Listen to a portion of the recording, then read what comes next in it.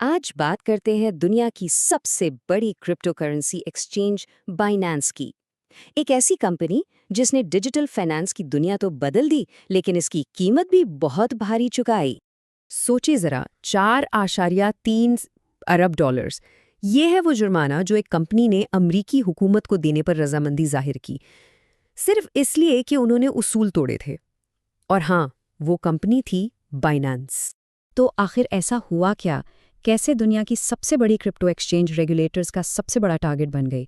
चलें इसी कहानी की तह तक पहुंचते हैं। बाइनेंस की कहानी का आगाज समझें एक रॉकेट लॉन्च की तरह हुआ, एक ऐसी रफ्तार से जो टेक्नोलॉजी की दुनिया में भी सच पूछें तो बहुत कम देखने को मिलती है। तो ये सब शुरू हुआ 2017 में चीन से। चैंगपेंग ज़ाओ, जिन्हें सब सीजी के नाम से जानते हैं, उन्होंने बाइनेंस की बुनियाद रखी। लेकिन शुरू होते ही एक बड़ी मुश्किल आ गई। सिर्फ 2 महीने बाद ही चीनी हुकूमत ने क्रिप्टो पर पाबंदी लगा दी। अब सीजी में क्या किया? उन्होंने फौरन अपना पूरा कारोबार वहां से शिफ्ट कर दिया। और हैरानी की बात यह है कि इस सारी भागदौड़ के बावजूद सिर्फ 6 महीनों के अंदर अंदर बाइनेंस दुनिया की सबसे बड़ी क्रिप्टो एक्सचेंज बन गई। मतलब ये स्पीड वाकई नाकाबिले यकीन थी। और बात सिर्फ यूजर्स की नहीं थी, पैसों के लिहाज से भी ये एक धमाका था। सोचे, सिर्फ 6 महीने में कंपनी की वैल्यू 1.3 अरब डॉलर्स तक पहुंच गई। इसने बाइनेंस को मार्केट का एक बेताज बादशाह बना दिया।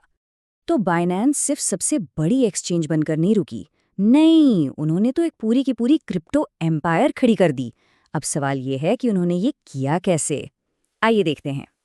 देखिए, हर सल्तनत की अपनी करेंसी होती है, ठीक? तो बाइनेंस ने भी अपनी करेंसी बनाई, बीएनबी। अब ये सिर्फ ट्रेडिंग फीस पर डिस्काउंट देने का तरीका नहीं था, नहीं, ये एक बहुत ही स्मार्ट चाल थी जिसने यूजर्स को बाइनेंस के इकोसिस्टम में समझे जकड़ लिया। और ये आइडिया खूब चला। 2021 तक बीएनबी दुनिया की तीसरी बड़ी क्रिप्टो करेंसी बन चुकी। फिर आया BUSD। ये बाइनेंस का अपना स्टेबल कॉइन था। क्रिप्टो की दुनिया तो बहुत ऊपर नीचे होती रहती है, तो ये BUSD इसमें एक तरह का इस्तेहकाम लाने के लिए था। क्योंकि ये अमेरिकी डॉलर से जुड़ा हुआ था, इसलिए ट्रेडर्स को मार्केट के उतार चढ़ाव से बचने के लिए एक सेफ ऑप्शन मिल गया। और जाहिर है, इससे बाइनेंस का अपने प्लेटफॉर्म पर कंट्रोल और भी बढ़ गया। बाइनेंस की स्ट्रैटेजी बिल्कुल साफ थी, हर जगह फैलना है, जैसे भी मुमकिन हो। उन्होंने ट्रस्ट वॉलेट जैसी बड़ी कंपनियों को खरीद लिया। माल्टा और बरमूडा जैसे मुल्क जहां क्रिप्टो के लिए नरमी थी, वहां जाकर अपने दफातर खोले। यहां तक कि अमेरिका की मुश्किल मार्केट में दाखिल होने के लिए उन्होंने एक अलग कंपनी ही बना डाली, Binance.US। मतलब साफ था, उन्हें कोई रोक नहीं सकता था। लेकिन जैसे जैसे बाइनेंस की ये सल्तनत फैलती जा रही थी, दुनिया भर की हुकूमतें और रेगुलेटर्स भी जाग रहे थे और उन्होंने जवाबी वार करना शुरू कर दिया।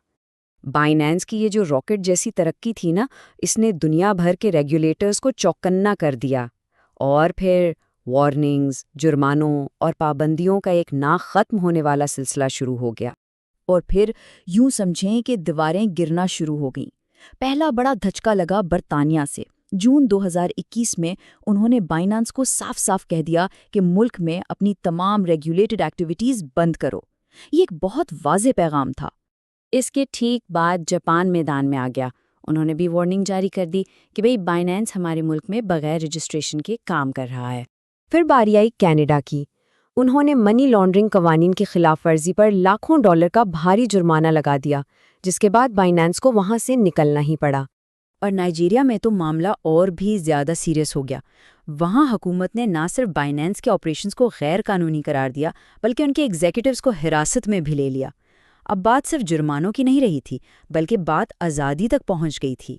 लेकिन बाइनेंस के लिए असल और सबसे बड़ी लड़ाई अभी बाकी थी, और वो थी अमेरिका के साथ। ये एक फैसला कुन टकराव होने वाला था। अमेरिका ने तो जैसे चारों तरफ से हमला कर दिया। ये कोई एक एजेंसी नहीं थी, बल्कि पूरी फौज थी। Department of justice money laundering की तहकीक कर रहा था।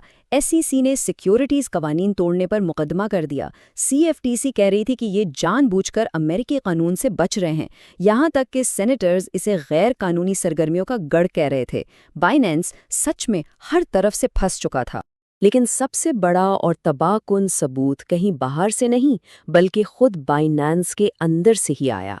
सीएफटीसी ने उनकी एक अंदरूनी चैट पेश की जिसमें एक ऑफिसर लिखता है, हमें गलत काम नजर तो आता है लेकिन हम अपनी दोनों आंखें बंद कर लेते हैं। अब ये एक ऐसा सबूत था जिसका कोई जवाब नहीं था। और फिर 2023 में आखिरकार फैसला हो गया। बाइनेंस ने हथियार डाल दिए। उन्होंने मनी लॉन्ड्रिंग और पाबंदियों की खिलाफ वर्जी जैसे बड़े वफाकी इल्जामात को मान लिया। फिर उन्होंने तारीख का एक सबसे बड़ा 4.3 अरब डॉलर का जुर्माना अदा करने पर इत्तेफाक किया।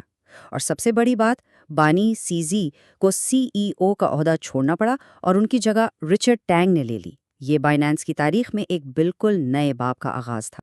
इस डील के बाद सबको यही लगा कि शायद अब बाइनेंस के लिए एक नया साफ सुथरा दौर शुरू होगा। लेकिन कहानी यहाँ ख़त्म नहीं हुई और ये नया दौर भी काफ़ी मुतनाज़े साबित हुआ। 2025 में कुछ बहुत ही अजीब और हैरानकुन खबरें सामने आईं। सबसे पहले बाइनेंस और ट्रम्प फैमिली के बीच बिजनेस डील्स की बातें होने लगीं। फिर अचानक सदर ट्रम्प ने सीजी को एक सदारती माफ़ी दे दी जिस पर बहुत सवाल उठे। और फिर एक बहुत ही संगीन इल्ज़ाम सामने आया। 7 अक्टूबर के हमले के मुतासिरीन के ख़ानदानों ने बाइनेंस पर मुकदमा कर दिया, ये कहते हुए कि कंपनी ने हमास को फंड्स ट्रांसफ़र करने में मदद की थी। तो आखिर में हम इसी सवाल पर आकर रुक जाते हैं, क्या बाइनेंस वाकई खुद को बदल सकता है? क्या ये क्रिप्टो का दिज़ अपनी वाइल्ड वेस्ट वाली शुरुआत को पीछे छोड़कर एक मुकम्मल कानूनी और काबिले एतमाद कंपनी बन पाएगा, या इसका माजी हमेशा एक साए की तरह उसका पीछा करता रहेगा? और सच तो ये है कि इस सवाल का जवाब ही शायद पूरी क्रिप्टो इंडस्ट्री का मुस्तकबिल तय करेगा।